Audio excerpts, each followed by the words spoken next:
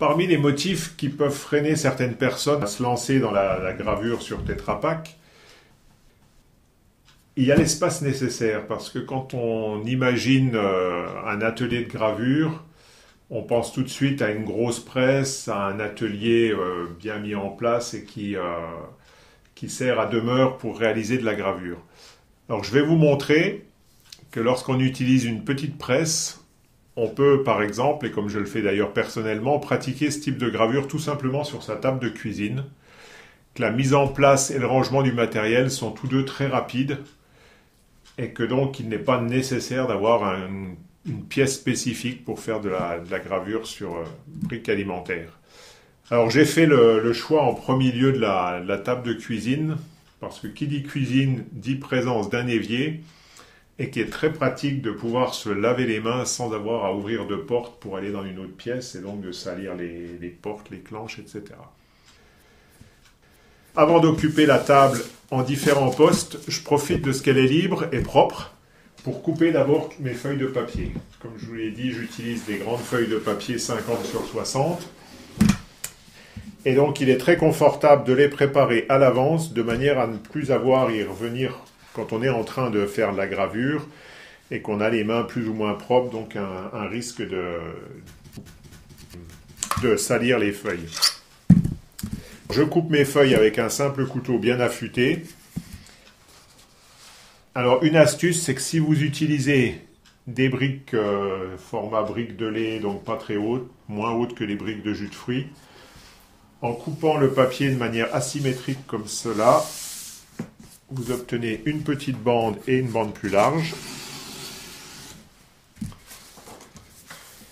Sur la bande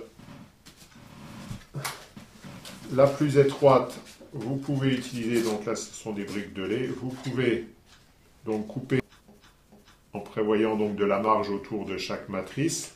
Imaginons que ça ce soit nos matrices gravées. Donc je vais pouvoir en faire 3 ou 4 si c'est ce format-là, un peu moins si on a des formats plus larges.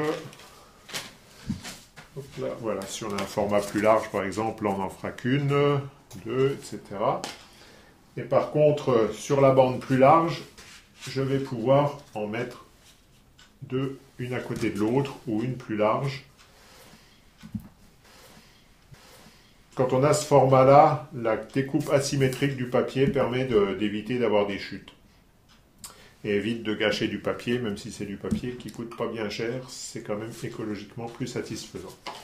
Bon, et si par contre j'utilise des briques plutôt briques de jus de fruits, qui sont plus hautes donc que les briques de lait, à ce moment-là, je vais couper plutôt ma feuille en deux. Par exemple, ici, je veux faire 4 grandes gravures. Là, je couperai simplement ma feuille en 4. Donc, il faut réfléchir à tout ça avant de commencer à couper pour essayer d'éviter d'avoir des chutes et de gâcher du papier pour rien. Ensuite, une fois que j'ai coupé mes feuilles, donc ici, on va imaginer qu'on a des gravures. Je découpe mes feuilles simplement au couteau, comme vous l'avez vu. Lorsque j'arrive au bout de ma bande, si le dernier rectangle ne correspond pas au format qui m'intéresse, plutôt que de le réduire et d'avoir une petite chute, il est souvent préférable de découper une nouvelle feuille 50-60 et de garder le rectangle trop grand pour une fois prochaine, puisqu'on va souvent travailler sur ces mêmes largeurs de bande qui correspondent à la hauteur de la brique Tetra Pak. Maintenant, on va ranger toutes nos matrices à tirer et les feuilles correspondantes.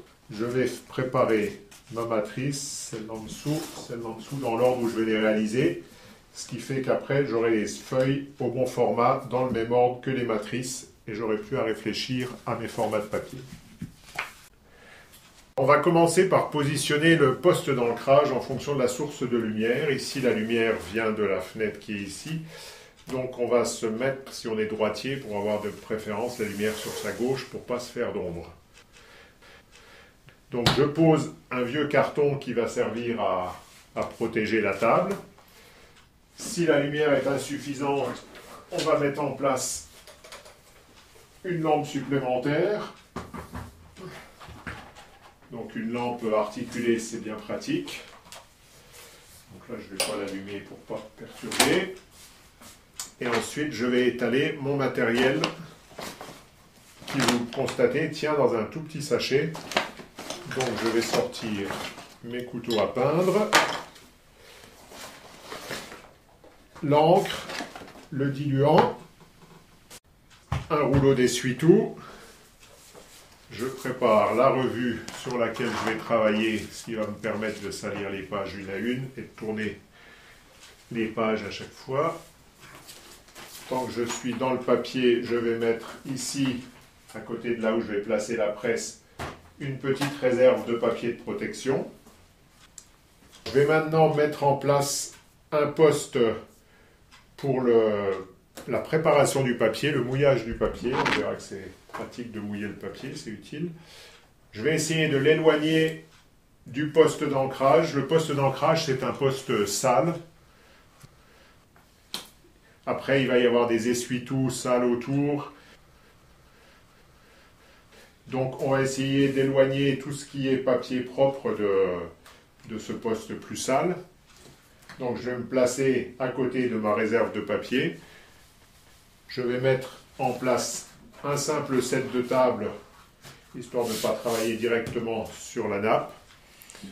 Je vais prendre soit une petite réserve d'eau et un pinceau large, ou bien autre solution, un vaporisateur. On verra que les deux solutions peuvent être utilisées. Bon, l'intérêt du vaporisateur, c'est qu'il est plus rapide à mettre en place. Et je vais préparer tout de suite un torchon de cuisine propre que je vais mettre ici sur le dossier de la chaise pour l'avoir à disposition le moment venu. Il me reste maintenant à mettre en place la presse. Pour mettre en place la presse, je vais commencer par protéger ma table avec un carton dur. Donc ici en l'occurrence un vieux calendrier, mais sinon un carton quelconque, ça pourrait fonctionner. Je mets ma presse en place sur le bord du carton. Donc la manivelle naturellement à l'extérieur de la table. Il faut mettre ici une cale en bois de chaque côté pour que les serre-joints restent droits. Une cale en dessous pour ne pas abîmer la table ou la nappe.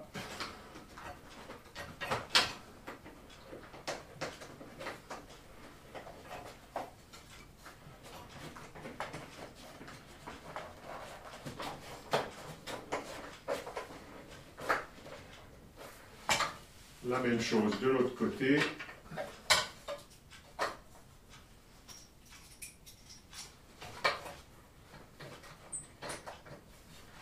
Voilà.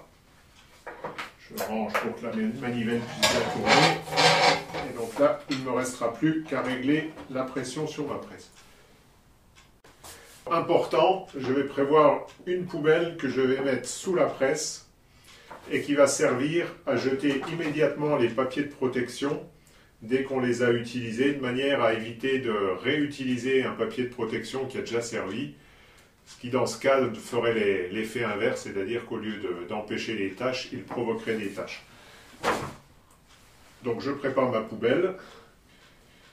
Tout semble prêt, il ne manque plus qu'un poste.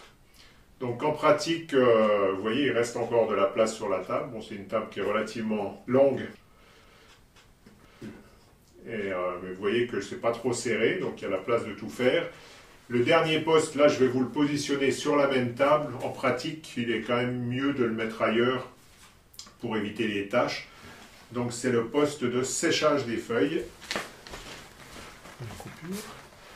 Pour gagner de la place, je fais faire sécher mes feuilles sur des cartons. On verra que les feuilles, comme elles sont mouillées, on met des règles au bord pour éviter qu'elles ne se courbent en séchant. Une fois que j'en aurai mis 2 ou 3 selon le format, je remettrai un carton par au-dessus, je remettrai des règles et je recommencerai ainsi. Et donc je vais pouvoir faire sécher un nombre notable de feuilles sur une petite surface. Nous venons de nous occuper du séchage des tirages, des feuilles de papier qui ont été imprimées. Il reste également à faire sécher les matrices. Donc là, ça va être beaucoup plus long. Je vous le montre ici, mais en pratique, on ne va pas les sécher sur la table de la cuisine, puisqu'il va falloir les laisser au moins une semaine pour qu'elles sèchent correctement avant de les ranger. Donc personnellement, j'ai bricolé ce dispositif avec deux grilles de frigo. J'ai juste un peu retordu pour gagner un peu de place. Et donc je peux mettre mes matrices debout sans qu'elles se frottent et qu'elles aient surtout de l'espace entre elles pour sécher. Donc je vais les disposer comme ça et ça me permet d'en disposer un bon nombre en attendant qu'elles sèchent. Donc comme je vous le disais, comptez bien une semaine au moins avant de les ranger dans une boîte, même un bon mois, c'est pas plus mal si vous pouvez. Voilà, je vous ai présenté ce schéma qui n'est qu'un exemple. C'est à vous de voir si cela vous convient en fonction de l'espace dont vous disposez.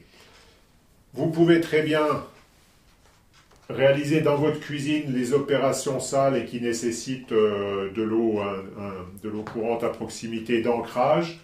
Et par contre, allez disposer votre presse dans une autre pièce, les réserves de papier, tout ça dans une autre pièce, vous circulerez juste avec votre matrice, mais vous aurez les mains propres, donc ce ne sera pas un problème.